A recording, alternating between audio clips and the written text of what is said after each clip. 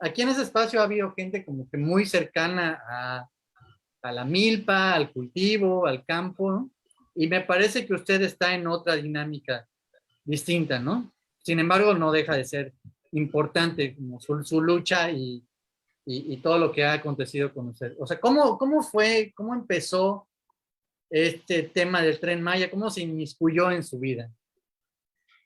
Antes que nada, Gabriel, muchísimas gracias por permitirme este pequeño espacio, y muy grande a la vez, porque nos da voces a nosotros que estamos olvidados en un momento dado por el gobierno, por todos. Mira, iniciamos este proceso en el 2019 ante el rumor de que iba a pasar el Tren Maya aquí dentro de la mancha urbana. Para hacer una aseveración, un planteamiento puntual. Del 19 que inició el proyecto en nosotros, hasta el 2020, hoy 30 de junio del 2022, nunca hemos tenido una información fidedigna, real del proyecto del Tren Maya. No lo hay, porque el proyecto ejecutivo existe. Es un proyecto que se hace en las rodillas de los que quieren imponernos este proyecto, que es un proyecto impositivo, un proyecto imponente, oscuro, que la información es sesgada, es parcial, en unos casos es negada, da rumor y da incertidumbre a nosotros los directamente afectados, ¿sí? Iniciamos este proyecto gracias a las gentes que conforman el colectivo Tres Barrios. Quiero decirte que yo estoy en Santa Lucía, en San Francisco de Campeche, capital del mismo estado, y el colectivo está formado por los barrios de Santa Lucía, Ermita y Camino Real. Somos aproximadamente en una longitud de 2,5 kilómetros, 500 casas que se supone que hemos sido las directamente afectadas, y que pertenecemos a la clase trabajadora, esa clase que se levanta diario del mexicano, que se rompe la madre, Gabriel, para sacar adelante a sus hijos, a su familia y a todo lo demás. Nadie nos da absolutamente nada. Se paga predial, tengo agua, tengo luz, recolección de basura. Por esto te quiero decir que las colonias no somos invasoras como nos hacía ver el gobierno federal, ni somos alguien que llegó hace 50 años y se asentó aquí. O sea, ¿ustedes están en el centro? En el centro. En el centro de Campeche. Está como a, ¿qué te voy a decir? 15 minutos del centro histórico. Wow. Para hacerte una afirmación. Te la voy a mandar porque es importante para mi objetivo. Poseo un documento de donación muy particular de mi familia, trata de 1893. Quiere decir que cuando el gobierno, el presidente de la República, Jiménez Pons, y sus demás lacayos me acusaban de que era invasora, de que me criminalizaban, de que me estigmatizaban, de que decían que nosotros no debíamos de estar ahí, era mentira. No, aquí no está el huevo que es el primero o la gallina. Nosotros fuimos antes que cualquier proyecto ferroviario, porque en la casa de nosotros y enfrente de la casa de nosotros pasa la vía del ferrocarril, y pasaba hasta agosto de hace un año el ferrocarril que lo tenía Chiapas Mayor, que era de carga, ¿sí? Antes había de pasaje. En el tiempo de Cedillo se rompe esto, se rompe el transporte de pasajeros y ya nada más queda de carga. En 1938, mi abuelo donó parte de lo que es ahorita el tendido del ferrocarril, ¿sí? El derecho de vía, como ellos le llaman. O sea, ese terreno era donde ustedes están, era grande, ¿no? Era grande. Y esto mismo te lo estoy personalizando, porque esto mismo pasó a todo lo largo de las 300, 400 familias que alberga el colectivo Tres Barrios. Todos donaron. Todos donaron. Y tengo documentos que lo que te estoy diciendo es cierto. De hecho, te los voy a mandar para tener en cuenta de lo que te estoy diciendo. Entonces, si en 1938 a nosotros nos quitaron ese pedazo de tierra y no nos dieron ningún centavo, ahorita, 100 y tantos años más, 128 años más, ¿sí? Vuelven a hacer lo mismo y venían en forma atropellada para desalojarnos impunemente y forzosamente de nuestras casas y hogares. Pero, o sea, ustedes han estado viviendo, por lo que entiendo, toda la vida con el tren, Sí, ¿no? Entonces, sí. ahora, ¿cuál es el problema o qué les dijeron? ¿Por qué querían el predio, pues? Querían el predio porque se supone que el derecho de vía iba a ampliarse más. Era de 20 metros por cada lado de la vía del ferrocarril y el derecho de vía actual que tiene el ferrocarril de 1938 apenas tenía 7 metros. Y en algunos casos las casas estaban sumamente pegadas a la vía.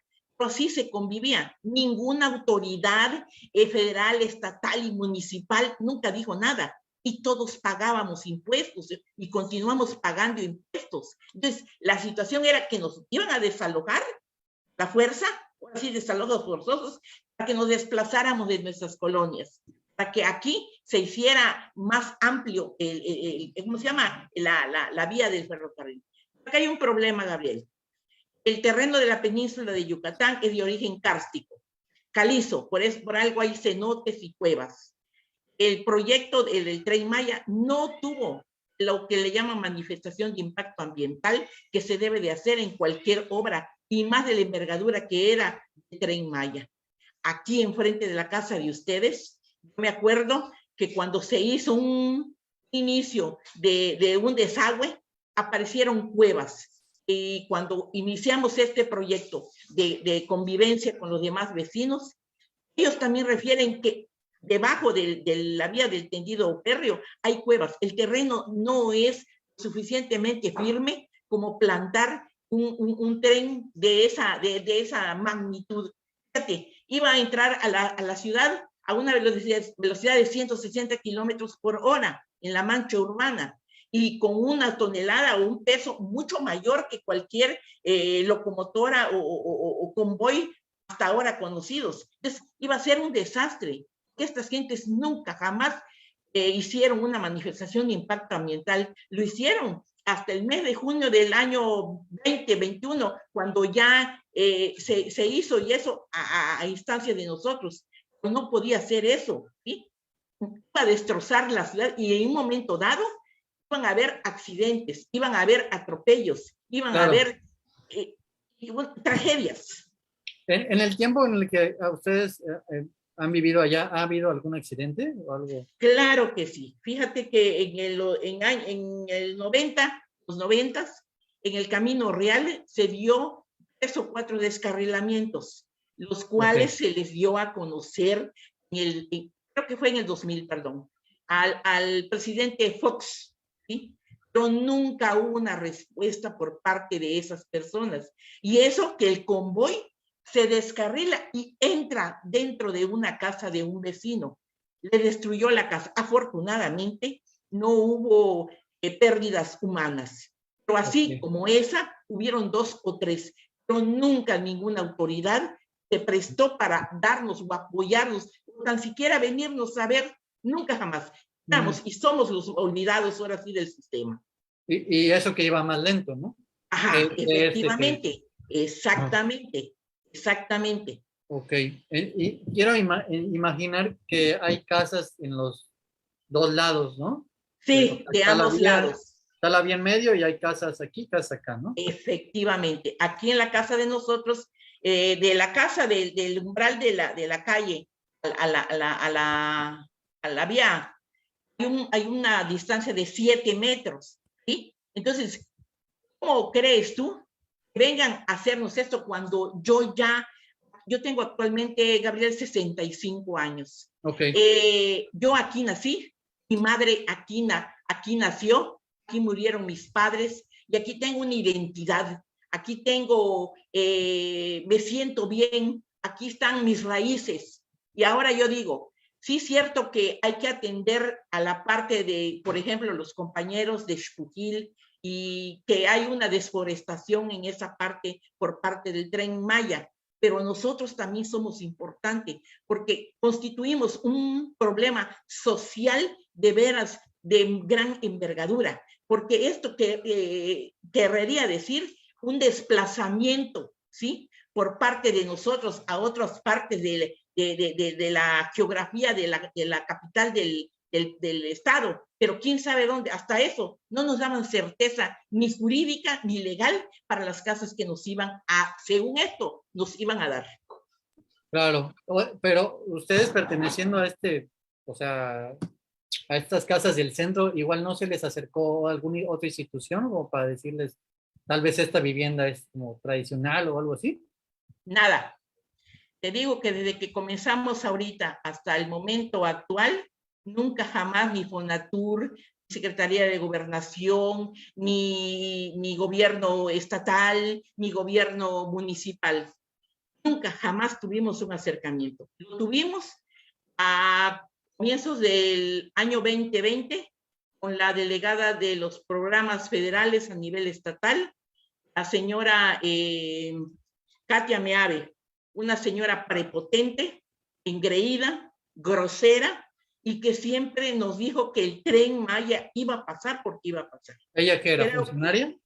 Sí, era en ese tiempo funcionaria era el representante de AMLO aquí en el Estado. Nunca hubo un acercamiento, porque una mesa de diálogo es en donde tú das tus ideas, yo doy las mías y llegamos a una conclusión. En esta vez no, era un plan impositivo, de que va porque va y ustedes háganle como le hagan, ¿sí? Claro. Cuando después de esto, después de ahora sí que tramo doloroso para todos nosotros, porque había, como te digo, incertidumbre, dolor. Nos tocó cuando estaba la pandemia, se lograban recaudar documentos para los dos amparos que tenemos como vigentes, el colectivo tres barrios. O sea, fue una cosa terrible, sobre todo que aquí hay gente de la tercera edad, hay un grupo de pescadores, te digo, somos gente de trabajo que viven en el barrio de Camino Real. ¿Cómo ibas a desplazar a ese grupo de pescadores cuando el mar es un centro de trabajo? Lo tenían a 500 metros. Ahorita estamos en época de lluvia aquí en el sureste. Comienza en el mes de junio y termina hasta el mes de noviembre. En el mes de septiembre y agosto es la época que a nosotros nos azota los ciclones. Entonces, tú te imaginas, si por ejemplo alguien, un ciclón el 15 de septiembre, si nos hubiesen reubicado, como ellos decían, en una parte totalmente distinta y alejada de la costa, esos hombres mientras vendrían corriendo a tratar de salvar sus vitallamientos, sus barcos, sus redes, sus motores, ya no iban a encontrar absolutamente nada. Entonces, había una insensibilidad por parte del gobierno ante nuestra problemática. No nos opusimos porque estábamos en contra de López Obrador. Fíjate que no sé si afortunadamente o desafortunadamente, pero muchas de las personas que formaron el colectivo votaron por el licenciado López Obrador. ¿Sí? Lo que nos ayudó en este proceso es que el colectivo Tres Barrios siempre fue un grupo o un movimiento apolítico. ¿Sí? Nuestra única finalidad era salvar nuestras casas, tener la certeza jurídica de que nuestras casas no las iban a tocar, que las íbamos a mantener en propiedad de cada uno de los vecinos. Creo, bendito sea Dios, que lo logramos. ¿Sí? Lo logramos. Gracias, ahora sí, también a la unión de los vecinos y a la licenciada Escofié. Siempre que me refiero a ella es un agradecimiento eterno porque la abogada ahora sí que se rifó con nosotros para lograr el desistimiento de las autoridades y que no pasara el tren aquí en la ciudad. ¿Escofié es esta Carla? Carla Escofié. Ok. Queríamos invitarla, pero no nos peló mucho, pero no sé. Pero a lo mejor está muy ocupada. Sí. Pero mira, ¿qué onda? Quedamos pendientes. Jairo estuvo la sesión pasada. Jairo es reportero. ¿Tú eres de Tabasco, pero vives en Campeche o estás en Tabasco? Sí, yo nací en Tabasco, pero tengo más de 20 años viviendo en Campeche.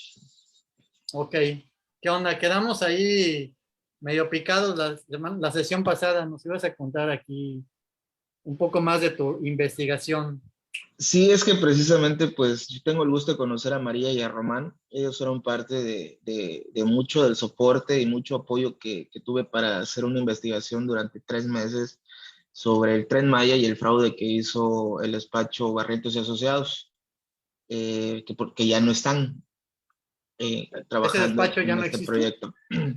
Sí existe, lo que ya de plano, ahora sí, por fin, pues ya les cancelaron el contrato de labores.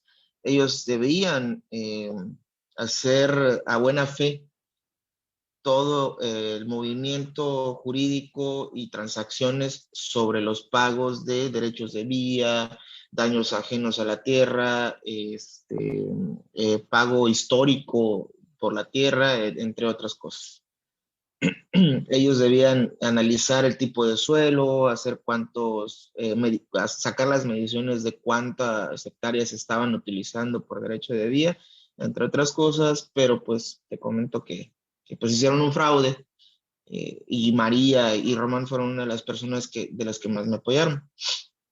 En su caso, a doña Lupita, por cierto, saludos también a doña Lupita, fue una de las personas que más sirvió de estandarte para defender pues todas estas casas históricas que están en estos 3 barrios tradicionales de la ciudad. Entonces, pues tengo el gusto de conocer ahora sí que por ambas partes cómo está la situación.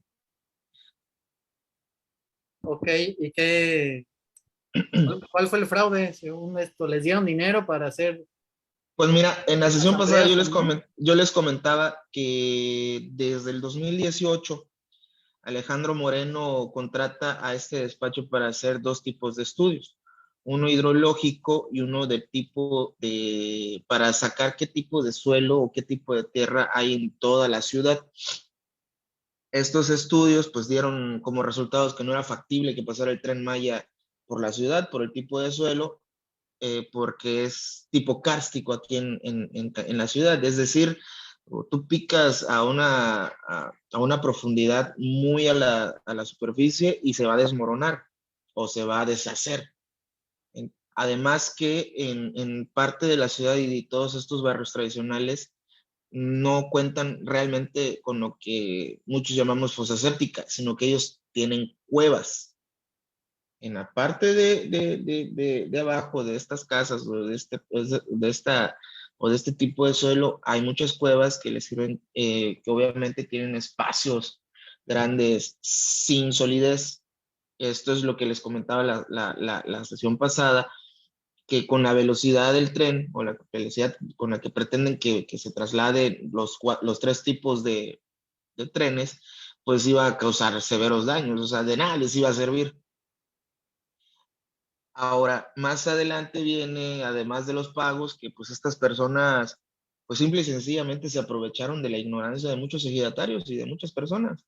Es decir, a mí me sorprendió, me hizo mucho eco cuando empezamos a hacer esta investigación, cómo les llegaron diciendo que les iban a regalar dinero porque iba a volver a pasar un tren, ahora sí que por las vías por las vías férreas que pasaban por sus pueblos, cosa que no es un regalo, o sea, es un pago que ellos tienen por el derecho por el derecho de vía, por los daños que les iban a ocasionar a los predios de estas personas, entre otros conceptos.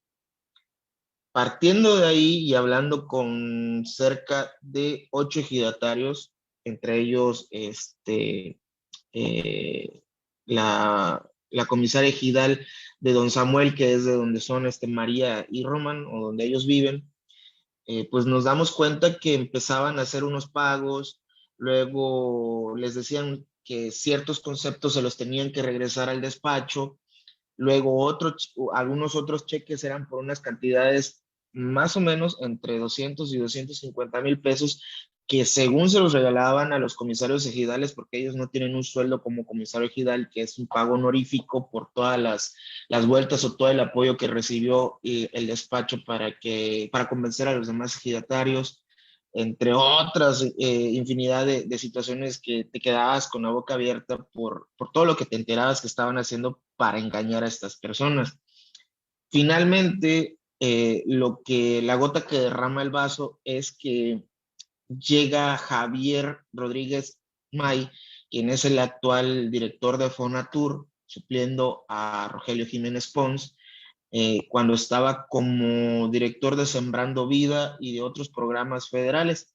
Me tocó ir a algunas asambleas ejidales antes que esta persona tomara pues ya el cargo de director general de Fonatur. Y otra cosa que me sorprendía era los ejidatarios querían saber cuándo les iban a pagar enteramente todos este saldo por el uso de tierras o los daños que habían recibido en sus predios. Y les cambiaba la plática y el discurso era, no se preocupen por el dinero hay, mejor díganos qué necesitan ahorita, y los convencía en un abrir y cerrar de ojos con que les iban a entregar fertilizantes gratis.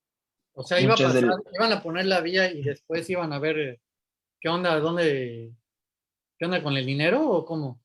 No, el dinero tiene que ser antes de que se termine el proyecto, porque pues se supone, dice el presidente, que todo esto se iba a saldar.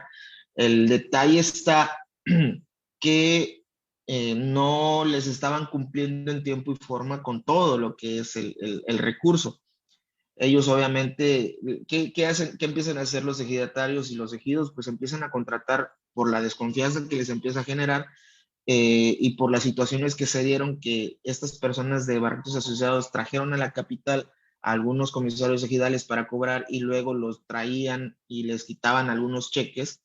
Pues ahí es donde empiezan ellos a desconfiar y a contratar despachos externos, y estos despachos externos les empiezan a abrir los ojos respecto al recurso. ¿Qué hace Javier May? Su función o su misión era de plano ya convencer a los ejidatarios para que de alguna manera empezaran a liberarse todas estas trabas que tenían, que si los bloqueos a la maquinaria para sacar el material de relleno del terraplén, que si las encuestas, que si las asambleas ejidales, entre otras. Y la forma de convencerlos es, una, que les iban a dar más dinero del que les adeudaban, y dos, pues les regalaban insumos como el fertilizante para convencerlos de manera rápida. Más o menos en eso yo basé el trabajo que hice durante 3 meses, publicado en la Jornada Maya, de hecho. Vuelvo a repetir, con ayuda de María y de Román. O sea, lo de los insumos de fertilizante lo ofrecía Javier Rodríguez May, como director del programa Sembrando Vida, director general de Sembrando Vida, antes que fuera director de Fonatur, para convencer a los ejidatarios y cambiaran de tema en las asambleas ejidales posteriores a los problemas o a los incidentes, para amortiguarlos, para que no tocaran el tema del Tren Maya. El tema del dinero, exactamente. El tema del dinero en cuanto a la liberación de las vías, ¿no? Es correcto. Entonces, a través de otro programa, ¿no? Es correcto, los estaban convenciendo. Estaban ahí lampareando. Programas, ¿no? Sí, efectivamente, ese es como que el modismo, ¿no?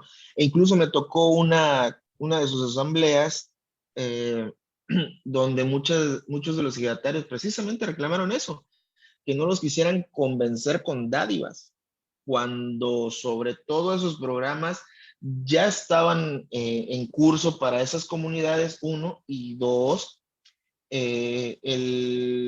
vuelvo a repetir el nombre porque pues sí me sorprendió lo que dijo Javier Rodríguez May, actual director de Fonatur. Les comentaba que si ellos no aprobaban el proyecto, que si no ayudaban para que el proyecto se haga y se cumpla lo del Tren Maya, no, ese programa iba a desaparecer.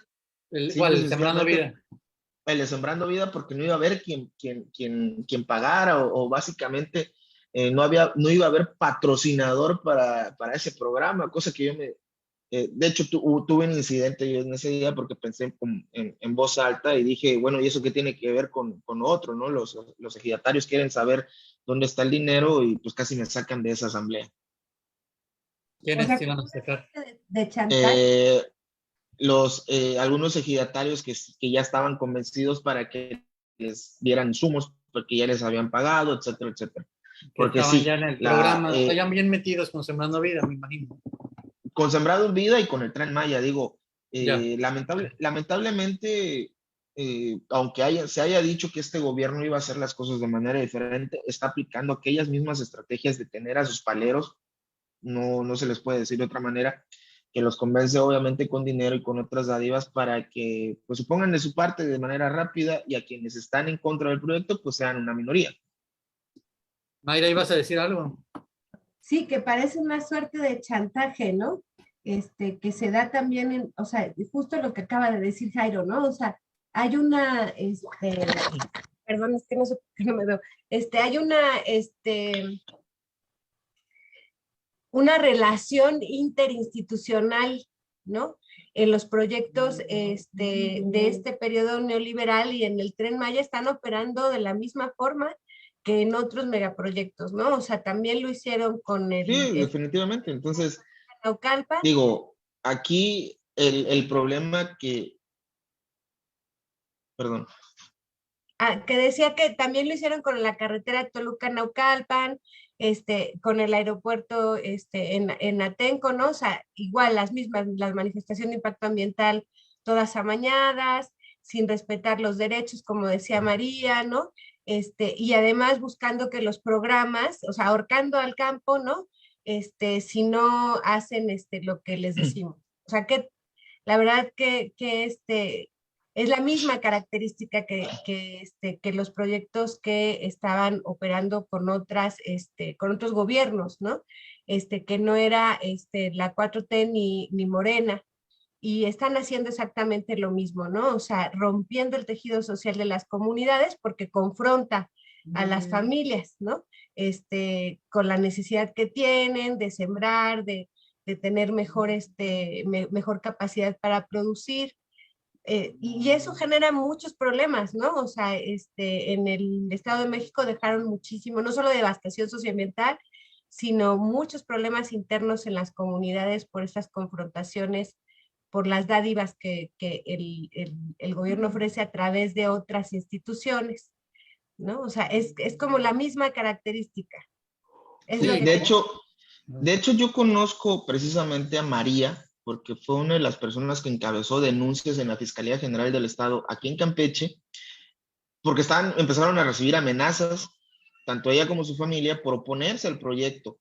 Bueno, no por oponerse al proyecto, sino por tratar de que el gobierno federal haga de las cosas de manera legal. Y para ellos, obviamente, eso significa oponerse. Entonces, precisamente por eso conozco a María y a Román, porque ellos fueron los que trataron de hacer que respetaran los derechos de las comunidades indígenas y de las comunidades rurales del Estado, porque estaban, ¿cómo es que se llama? Todos están englobados. Otra cosa muy importante, ahorita que mencionas a Tenco, y creo que es como que salir un poquito de la tangente, Atenco lo resuelven luego incluso con un jineteo de tierras. Y quien jinetea las tierras es un personaje muy conocido aquí en Campeche y en la península de Yucatán por ser jinetero de tierras. Se llama, ya se me olvidó ahorita el nombre, pero es un chapinero, de hecho es un ingeniero agrónomo. Se llama Antonino Almazán Arteaga y es señaladísimo aquí en la península de Yucatán por ser jinetero de tierras, por estar involucrado en otros temas de despojos ejidatarios, precisamente, tanto en Quintana Roo como aquí en Campeche, que luego les vendieron esas tierras al gobernador de Veracruz, Javier Duarte de Ochoa, ¿no? Que es un poblado de aquí cerca que se llama Lerma. Entonces, es las mismas prácticas para convencer a las personas y las mismas prácticas incluso para cumplir el objetivo que es llevar a cabo el proyecto. Sí, claro, o sea, en el Estado de México, pues tenemos al grupo Atlacomulco, ¿no? O sea, la cuna del prismo, de la forma de hacer política en México, tristemente, ¿no? Clientelar y demás. Y no solo ese personaje, sino todas las instancias, o sea, había una empresa que se llamaba Alter Consultores, que estaba relacionada con OHL señalada por tener una relación con Enrique Peña Nieto, ¿no? Desde que era gobernador del Estado de México y después como presidente, y también por la carretera Toluca-Naucalpan y el sobreprecio que le pusieron 3 veces a la carretera, ¿no? Y las formas son las mismas, ¿no? O sea, como conocen los datos, porque fueron gobernadores o estuvieron en alguna instancia o tienen alguna relación con el gobierno local, tenían toda la información de los ejidos de Atenco, ¿no? Que son 6 ejidos en Atenco, en Texcoco son más, obviamente, pero al final, esa venta y compra de voluntades, tuvo que ver con esos grupos, que eran locales, pero que, bueno, estaban enlazados de alguna otra manera con la política, neoliberal, del grupo Atlacomulco, particularmente con el interés que tienen sobre el territorio, de la zona, ¿no? Del lago de Texcoco. Y acá vuelven a ocupar algunos, o sea, como que reciclan los operadores, ¿no? Para la compra de tierras. Sí, porque ya se la saben Y también. las formas son las O mismas, sea, ¿no? O sea, ¿a quién vas a buscar que ya tenga experiencia sí, haciendo justo, o esto, sea, ¿no? que tienen estas formas de saber cómo entrar a las comunidades, convencerlas, romper el tejido, especular sobre las tierras, ¿no? Los compañeros del Frente de Pueblos en Defensa de la Tierra siempre dicen, nosotros no pusimos un letrero de se vende la tierra, ¿no? Sino más bien ustedes vinieron a ponerle precio a nuestro territorio y justo es lo que acontece en el Tren Maya, ¿no? Que a mí me sorprende mucho, que lo quieran disfrazar, o que quieran decir que es un proyecto que va a traer un tipo de progreso distinto al que se plantea en los periodos de los gobiernos anteriores, ¿no? Como, o sea, la alternancia panista y los gobiernos priistas, cuando es exactamente la misma forma en la que están ocupando, ¿no? Para despojar a las comunidades. Vamos con algo. Guadalupe, vamos a contar un poco cómo va tu historia, de que tiene a lo mejor un tinte un poquito más, Oye, Gabriel, déjame que yo me recupere. Es tanto el atropello. Esto siempre lo he escuchado y cada día es un poco más Sí. y el grado sube y sube de desvergüenza, atropello a las comunidades, a la vegetación. Estamos en un cambio climático que ya nos está rebasando y este señor está rompiendo selvas. Ay, no sé. Dime. Sí, pero por ejemplo, lo tuyo, ¿tu colectivo ya estaba antes? ¿O, No. o empezó con todo este Empezamos en el problema? 2019. Precisamente lo fundamos un 28 de febrero del 2019. Iniciamos esto. ¿Sí? Y se inició por el Tren Maya, por la defensa de nuestras viviendas, la defensa de nuestra identidad, de nuestra propiedad, de aquello que nos hace distintos a los demás. En todas las presentaciones que he tenido, me presento como que soy nativa y vecina de Santa Lucía y orgullosamente campechana. Cuando digo esto, se me llena el cuerpo de sangre, porque yo me identifico mucho con esto. ¿Te imaginas que nos vayan a desplazar en otro lugar? No viviría yo. ¿Y a dónde los querían desplazar? Hasta eso era incierto el lugar. Nunca se nos llegó a presentar ni proyectos para casas, ni proyectos para lugares donde nos iban a aventar. Afortunadamente en este trayecto conocí a muchas personas, entre ellos muchos periodistas como Jairo. Nos hicimos amigos. Ellos sabían de algún proyecto cuando iban a hacer casas, venían y nos los decían. Porque te vuelvo a decir, el proyecto del Tren Maya nunca dio ninguna respuesta, ninguna información. Y como dice María y Román, nos rompió el tejido social, nos dividió, nos criminalizó, nos hizo añicos, pues. Lo más peor, ¿sabes qué? Es que en las mismas comunidades, cuando el gobierno nos decía que éramos conservadores, no queríamos el desarrollo ni lo mejor para el Estado, había gente que nos increpaba, gente que era mi vecino y que se llevaba conmigo, que ahora ya me retiraron hasta la palabra. Creo que como campechana, como cualquier campechano orgulloso de su linaje, quiere lo mejor para su estado. Ahora yo me pregunto y siempre me he preguntado una cosa, Gabriel.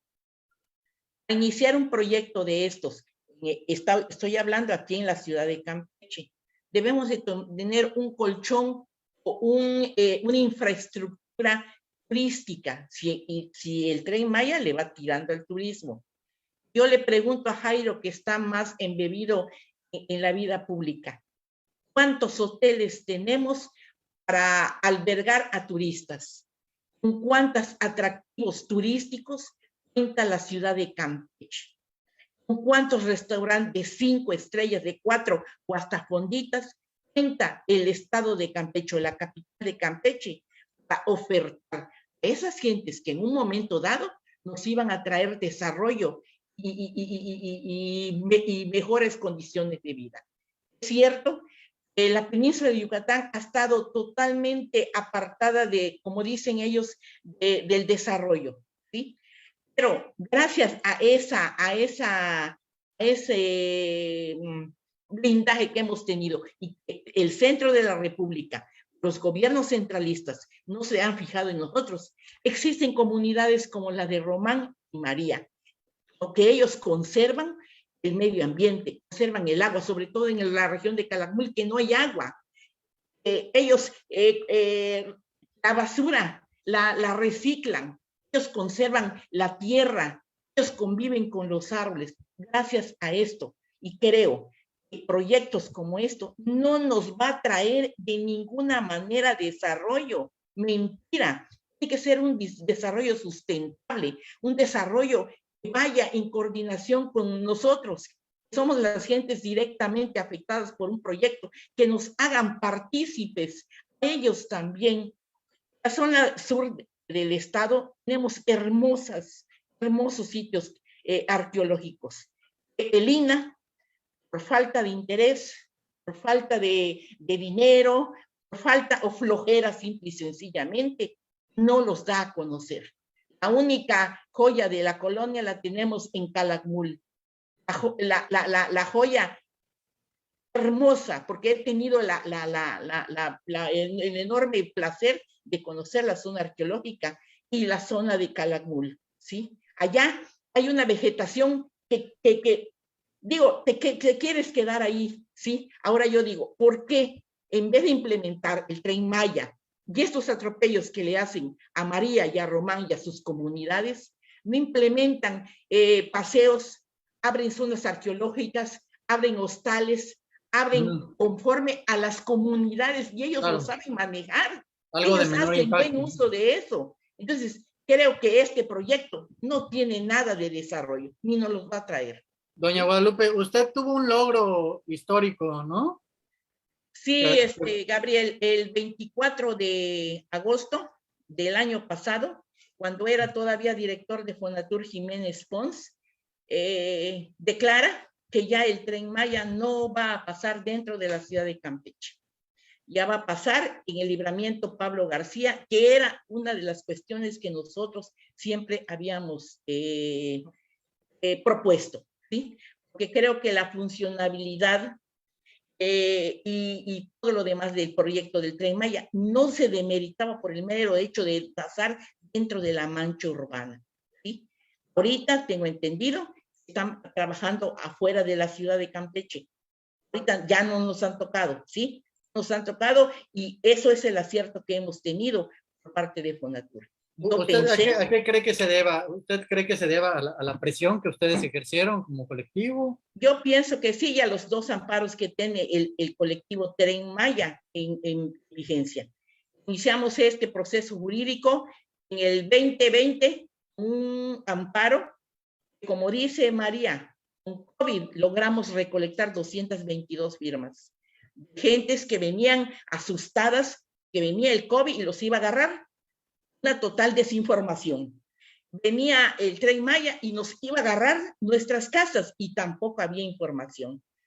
El juzgado nada más nos permitió 35 firmas de primer amparo. Tenemos las 2 resoluciones ganadas, pero allí.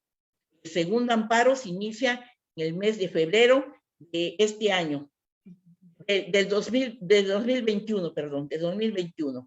En ese amparo se ganó la primera instancia, pero quedamos en el limbo.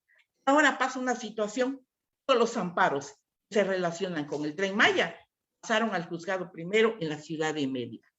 Pienso que tenerlos allá es buscar un juez a modo para que en un plumazo nos eche a perder todo. Los amparos del colectivo Tres Barrios siguen vigentes. No hemos desistido de ellos. Porque fíjate que el 24 de agosto, cuando Jiménez Pons da esa declaración, yo pensé que nos iban a llamar a una reunión y darnos una satisfacción, porque lo merecíamos.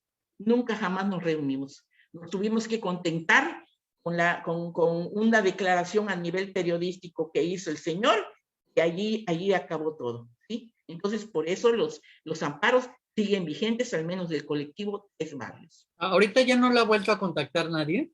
Nadie, pero tampoco están trabajando dentro de la ciudad de Campo. Nadie. Sí, y a mí lo que te quiero preguntar, Guadalupe, es, o sea, como que pasaron el problema para otro lado, ¿no? O sea, sí. Lo que le pasó al aeropuerto de Texcoco, ¿no? O sea, en la consulta esta que hicieron, pues era o Texcoco o Santa Lucía, ¿no? Sí. O sea, obviamente el frente decía, pues no podemos pasarle la bronca a otros pueblos, ¿no? O sea, no podemos aceptar eso. Una compañera de Nespaya que estuvo platicando con nosotros sobre los megaproyectos en una sesión anterior y decían eso, ¿no? Y creo que, no sé, o sea, la zona donde pasan el tramo, ¿qué afectaciones puede tener? Ustedes no tienen... Ambientales. Ambientales. Ambientales, sí. Que hay selva, pero baja, ¿sí? Pequeñas formaciones de montículo. Que fíjate que tan ignorantes son estos desgraciados, que teníamos una funcionaria de Fonatur y hace una declaración esta malvada que decía que en ese entonces, antes de que se tomara esa resolución de no pasarlo aquí dentro de la ciudad, que decía que allá fuera de la ciudad habían ciertos montículos muy grandes y eso no permitía el paso del proyecto afuera de la ciudad. Mentira. Las únicas formaciones que tenemos aquí en el estado de Campeche están en el sur y en el norte, como por ejemplo la formación de Champerico, que es de 380 metros sobre el nivel del mar. ¿Te imaginas? Estamos hablando entonces de que ellos están empleando una ingeniería muy pobre, ni con los recursos que están de última generación, porque un montículo de 380 yo pienso que ya se puede trabajar, ¿sí? Que estamos aquí en Campeche, en lo que le llamamos llanura costera. No hay ningún montículo. Vuelvo a decir, las formaciones más grandes es Champerico con 380 metros sobre el nivel del mar, Ramonales 250 metros sobre el nivel del mar al sur, y en la zona norte, que es una sierrita muy pequeña y muy baja, que no iba a tener ninguna injerencia con el proyecto del Tren Maya, ¿sí? Y me busqué la información y le refuté que cuando uno tiene y toma un micrófono, debe tener uno la responsabilidad de que lo que uno dice, no nada más hablar con un proceso de diarrea verbal, no fundamentar lo que uno dice. Sí, justo te preguntaba por eso, ¿no? O sea, me impresionan Guadalupe, María, o sea, todos me impresionan porque cuando nos toca defender el territorio nos volvemos especialistas, ¿no? No. O sea, buscamos información, vemos sí. de dónde, y a veces hasta reputamos, como dices Guadalupe, con mejores argumentos que ellos, ¿no? En los territorios. Fíjate, Mayra, que eso le tengo que agradecer a este proyecto malvado, que volví a tomar los libros, me informé, porque para una acusación tú tienes que salir con un objetivo y refutarlos, ¿sí? Eso es lo único que le agradezco a estos, y sobre todo a mis amigos periodistas como Jairo, que me han echado la mano, que están aquí con nosotros cuando llevábamos este proyecto, y que ahora sí que una confusión de elementos que nos permitieron salir adelante de esta situación dolorosa. Y aún así ha sido difícil encontrar la nota en la que sale, o sea, como que en el alud de notas relacionadas a Tren Maya, pues se han encargado los mismos medios de que no figure esto, ¿no?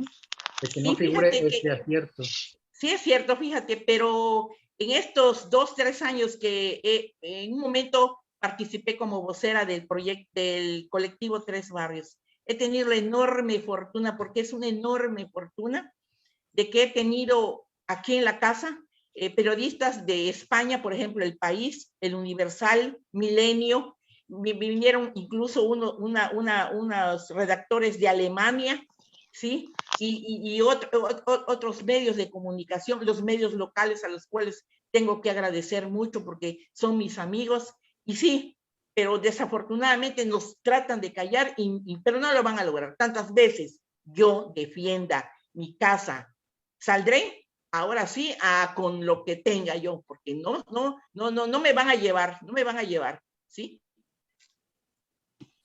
Jairo, te quería preguntar algo. Nos costó trabajo encontrar a alguien en Palenque, ¿no? De hecho, ya no. No sé si tuvimos es la mi internet, fortuna se está entrecortando un poquito. ¿Me puedes repetir la pregunta? que nos costó trabajo encontrar a alguien de Palenque. ¿Tú sabes cómo está el rollo ahí de los medios en Palenque? Bueno, Chiapas, todo eso.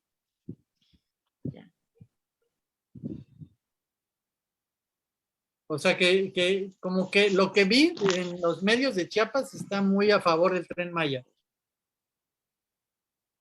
¿Es mi idea o sí? Yo logré contactar con Ángel, con Ángel Lazo, que es precisamente de Palenque. Y él me había dicho que sí, o sea, que habían estado pasando muchas cosas. ¿Qué pasa en el tramo 1, en la parte entre Chiapas y Tabasco? Es que realmente solamente en Chiapas me parece que inicia en Palenque y en Tabasco en un municipio que se llama Tenosique, que ya está más pegado hacia la parte sur de Campeche. La verdad desconozco, y eso que tengo familia yo tengo familia, pero en donde es en la capital, en Villahermosa, así que no conocen mucho del tema, ¿no? Pero yo sí he estado lo que le corresponde al tramo 1 en lo que es en el municipio de Candelaria, y básicamente son los mismos problemas. Ahora, yo quisiera, por ejemplo, mencionarle, ¿no? a algunas cosas que sí son un tantito llamativas y que estaría bueno, por ejemplo, como que discernir en los y lo digo entre comillas, en las cosas buenas que ha traído el Tren Maya, ¿no? Que sería como que aquellos servicios que han acordado con los ejidatarios o aquellos trabajos que han firmado mediante acuerdos en minutas de trabajo con el gobierno federal, con Fonatur, incluso con Sedatu, que deberían haber traído con el Tren Maya ya, entre ellos precisamente, como menciona doña Guadalupe, el agua en Calakmul que no tienen, que precisamente esta gente les tienen que estar llevando pipas de agua, tanto de Quintana Roo como del gobierno del estado, porque hay una competencia ahí para obtener como que mover el punto de unión territorial, y donde lo han estado peleando ya por 20 años casi entre Quintana Roo y Campeche. La seguridad que menciona Román, la cercanía que hay entre la frontera internacional con Guatemala, pues sí, o sea, es algo que se ha documentado por muchos años, el trasiego de drogas, el tráfico de personas, de armas, de árboles, de ganado, de todos estos ilícitos habidos y por haber, pues ahí están cercanos. Y son cosas que se han visto desde mucho antes del Tren Maya, o sea, no es algo nuevo. Yo lo que considero y lo estoy viendo, no lo he querido ver de esa manera, ni he buscado publicar algo respecto a eso, es que el Tren Maya precisamente va a permitir todavía a fomentar el aumento de todo este tráfico, y que puede ser más grave aún. Pero la situación sí está terrible. Hay muchos medios que hoy ya están maiciados quizá por el gobierno del estado, que tratan de no mencionar o no hacer tanto eco en situaciones como los Tres Barrios, en situaciones como Don Samuel, donde vive Román y María, en los ejidos que están al norte del estado, como Calquiní, que es el último municipio cercano a Yucatán, es el Chacán, Tenabo, que son ejidos que igual tuvieron sus problemas con Barrientos asociados y que han estado picando piedra con diferentes despachos de abogados para que puedan respetar todos los acuerdos que han hecho con Fonatur y con Tren Maya. En el caso de doña Guadalupe, vuelvo a repetir el tema, es interesante porque ahora que mencionan que se va a pasar en la parte del periférico, en la parte del periférico, en las afueras de la ciudad, es interesante todo el tema de tierras y terratenientes que hay en esa área de la ciudad, sobre todo cuando pertenece solamente toda la extensión de entrada y salida de Campeche hacia Mérida, de Champotón hacia Mérida, son de 5 familias nada más, y entre ellas una que actualmente tiene un vínculo con el gobierno del estado desde la administración pasada. Son temas que aunque uno no los quiera ver, ahí están precisamente y que al final beneficiaron a las mismas familias de terratenientes y de millonarios que hay aquí en el estado. Casualmente, ¿no?